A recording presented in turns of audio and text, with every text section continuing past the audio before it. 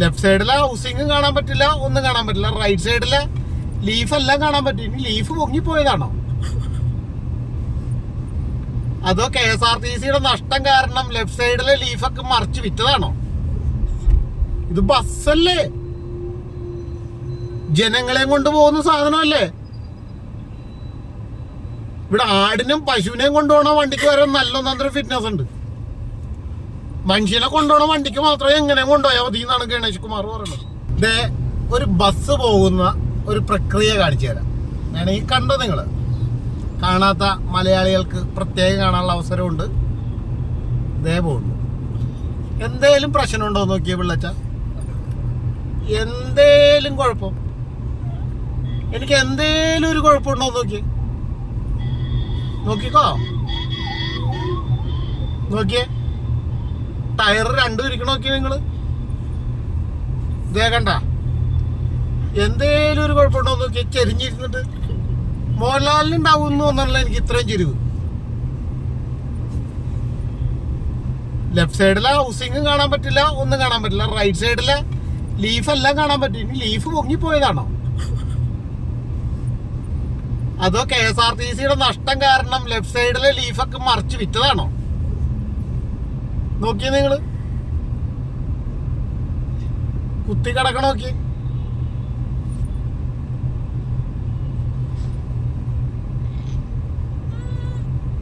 നോക്ക്, നോക്കിയതേ. മാറിക്ക് റോട്ടിൽ നിന്ന് മാറിക്ക് ചേട്ടാ, ബസ് സ്റ്റോപ്പിൽ നിന്നൊക്കെ മാറിക്ക്. വണ്ടി ശരിക്കും പേടിയായിട്ടും പാടില്ല, എനിക്കല്ല. കണ്ട ചെരിഞ്ഞു കുത്തിക്കണ നോക്കി.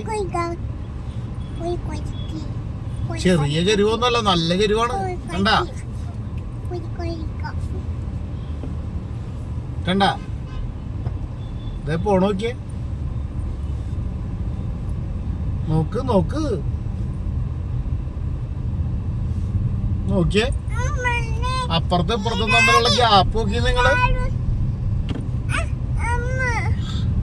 കണ്ട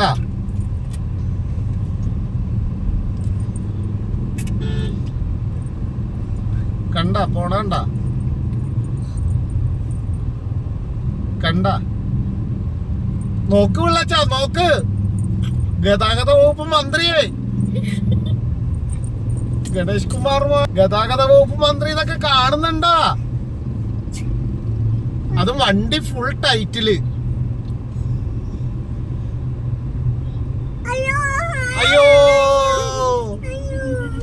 അയ്യോ, കൊച്ചു വരെ ഇരുന്ന് ചിരിച്ചു പോയി ബസിന്റെ പോക്ക് കണ്ടിട്ട്. നോക്കിയേ, നോക്ക്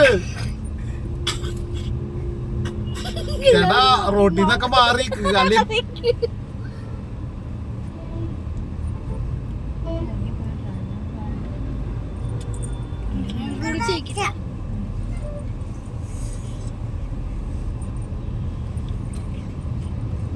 കണ്ടാ ആളിറങ്ങി പോയത് കണ്ടാ. ദേ അതിന്റെ പുറകില് വേറെ ബസ് പോണ നോക്കിയേ. അതിന്റെ പുറകിൽ പോയ ബസ്സിന് എന്തെങ്കിലും കുഴപ്പമുണ്ടോ നോക്കിയേ. നേരെയല്ലേ ഇരിക്കണേ നോക്കിയേ. കണ്ട ഈ ബസ് നേരെയല്ലേ ഇരുന്നേന്ന് നോക്കിയേ. കണ്ട, പക്ഷെ മറ്റേ ബസ്സിന് മാത്രം എന്താ കുഴപ്പം? ഇതൊക്കെ പരിശോധിക്കാനും മറ്റേ വിമാനം വന്ന പോലെ, വിമാനം വന്നു കഴിയുമ്പോ പരിശോധിക്കാനുള്ള പോലെ തന്നെ KSRTC ഡിപ്പോകളില് ഈ ടെക്നീഷ്യന്മാരും എല്ലാം ഉണ്ടല്ലോ. പിന്നെന്താ കുഴപ്പം? ഇത് പരിശോധിക്കാതെ ഫിറ്റ്നസ് കൊടുത്തിട്ടല്ലേ. ഈ എയർപോർട്ടിൽ വിമാനം വന്നിറങ്ങുമ്പോ അതിന്റെ അടുത്ത സർവീസിന് പോകുന്നതിന് മുമ്പ് അതിനെന്തെങ്കിലും കുഴപ്പമുണ്ടോന്നൊക്കെ ചോദിക്കുമ്പോ ഇല്ല എന്ന് കംപ്ലീഷൻ സർട്ടിഫിക്കറ്റ് കൊടുത്തിട്ടല്ലേ വണ്ടി ഓടണത്. എന്ന് പറഞ്ഞ പോലെ രാത്രി വണ്ടി വന്നു കഴിയുമ്പോ പിറ്റേ ദിവസം രാവിലെ ഫിറ്റ്നസ് കൊടുത്തിട്ടല്ലേ ഈ വണ്ടി പോകുന്നത്, അല്ലെങ്കിൽ പരിശോധന നടത്തിയിട്ടല്ലേ ഓടേണ്ടത്. ഇങ്ങനെയാണെങ്കിൽ നാളെ രാവിലെ ബ്രേക്ക് ഇല്ല എന്ന് പറഞ്ഞ് നിങ്ങൾ എല്ലാവരും ഇടിച്ചു കൊല്ലുമല്ലോ. ഇല്ലേ, ഇടിച്ചു കൊല്ലൂല്ലേ നിങ്ങള്? ആളൊക്കെ ഇറങ്ങി തുടങ്ങിയപ്പോ വണ്ടി നിവർന്നു തുടങ്ങി നോക്കി. ഇത് ബസ്സല്ലേ, ജനങ്ങളെയും കൊണ്ട് പോകുന്ന സാധനമല്ലേ. ഇവിടെ ആടിനും പശുവിനെയും കൊണ്ടുപോകണ വണ്ടിക്ക് വരെ നല്ല ഫിറ്റ്നസ് ഉണ്ട്. മനുഷ്യനെ കൊണ്ടുപോകണ വണ്ടിക്ക് മാത്രമേ എങ്ങനെ കൊണ്ടുപോയാൽ മതി എന്നാണ് ഗണേഷ് കുമാർ പറയുന്നത്. ബസിന്റെ കോലം നോക്കിയേ,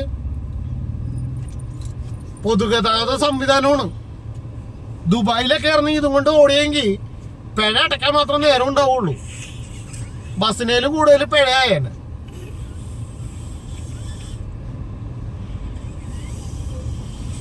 ആളിറങ്ങിയിട്ടും മോലാലി നിൽക്കണ പോലെയാണ് എപ്പോഴും ബസ് നിൽക്കണം. ഒരു സൈഡിലോട്ട് ചെരിഞ്ഞ് ഇതിങ്ങനെ. എന്നിട്ടും ബസ്സിന് ഫിറ്റ്നസ് കൊടുത്ത MPD വാമനൊക്കെ ഇപ്പൊ കൈക്കൂലി മേടിച്ച അകത്താണ്. നോക്കിയ ചെരിഞ്ഞു കുത്തി പോണ നോക്കി മോഹൻലാല് പോണമല്ല. നോക്ക് നിങ്ങള്, ഇതാണ് അവസ്ഥ കേരളത്തില. നോക്കിയേ, വണ്ടി റൈറ്റ് സൈഡ് പൊങ്ങിക്കണ നോക്കിയേ, കണ്ട റൈറ്റ് സൈഡ് പൊങ്ങിക്കണ കണ്ട. ഭയങ്കര സാഹസികതയാണ് ചേട്ടാ. ഇതിനകത്ത് ഇൻഷുറൻസ് ഒന്നുമില്ല. ഇൻഷുറൻസ് ഒക്കെ ഉണ്ടാ, പിണ്ണാക്കുണ്ടാവൂല. നിങ്ങൾ നോക്കിക്കോ.